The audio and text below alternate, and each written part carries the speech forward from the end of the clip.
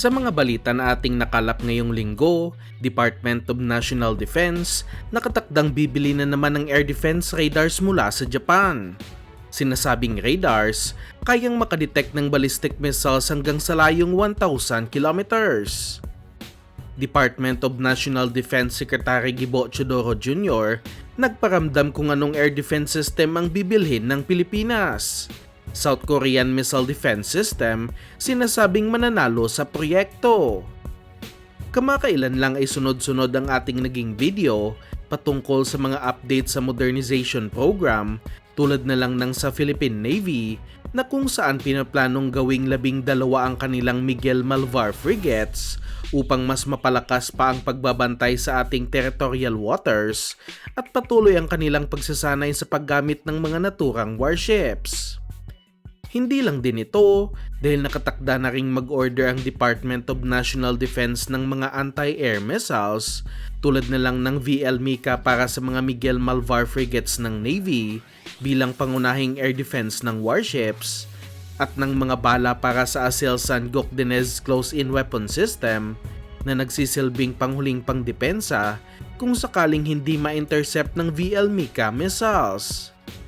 Pagdating naman sa Philippine Army, nakaplano na rin ang pagbili ng nasa 500 fighting vehicles at nakapag-allocate na ng budget ang Department of National Defense para sa unang batch ng mga fighting vehicles na kung saan nagkakahalaga ng halos 18 billion pesos. Ang sinasabing naunguna ngayon sa proyektong ito ay ang mga ASCOD armored vehicles na ino-offer ng Europa na kung saan sa aking opinyon lamang ay isa sa pinakamagandang offer sa ating army, pati na rin ang mga Guarani Armored Personnel Carrier na gawa ng Brazil at kasalukuyan na rin ginagamit ng ating bansa. Ngunit pagdating naman sa Philippine Air Force, masyadong tagilid talaga ang kanilang fighter jet project na halos mag-iisang dekada na at mismong si DND Secretary Gibo Chodoro na rin ang nagsabi na hindi pa talaga sapat ang budget ng Pilipinas upang mabili ang kanilang gusto na 40 fighter jets, kasama na rin dito ang mga airborne warning and control system.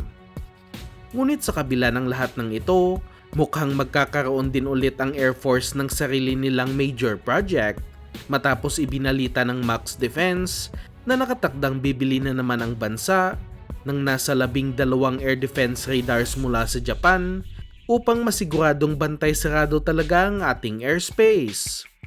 Magkaibang proyekto ang mobile at fixed air defense radars at hindi pa sinabi kung magkano ang magiging budget para dito, ngunit inaasahang lalagpas ito sa 10 billion pesos dahil hindi basta-basta ang mga defense equipment na ito.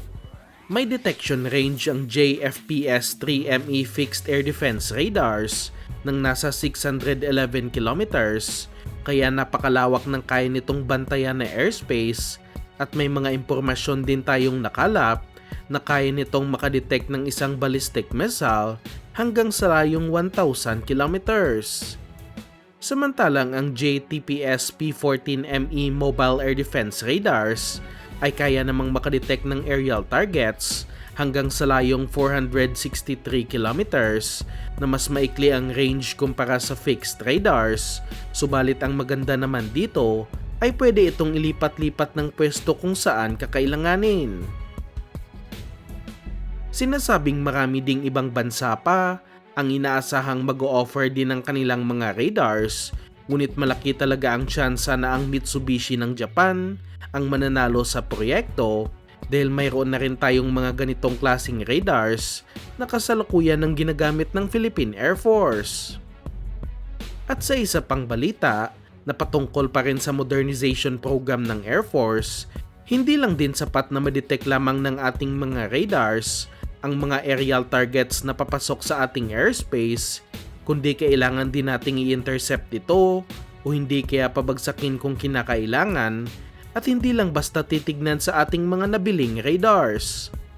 Limitado lang ang kayang gawin ng ating mga FA-50 fighters dahil light combat aircraft lamang ang mga ito at wala din tayong totoong multi-role fighters dahil pahirapan pa talaga ang paghanap ng pondo para sa proyektong ito Kaya kahit ma-detect natin ang nangihimasok sa ating airspace, ay limitado lang talaga ang magagawa ng ating bansa.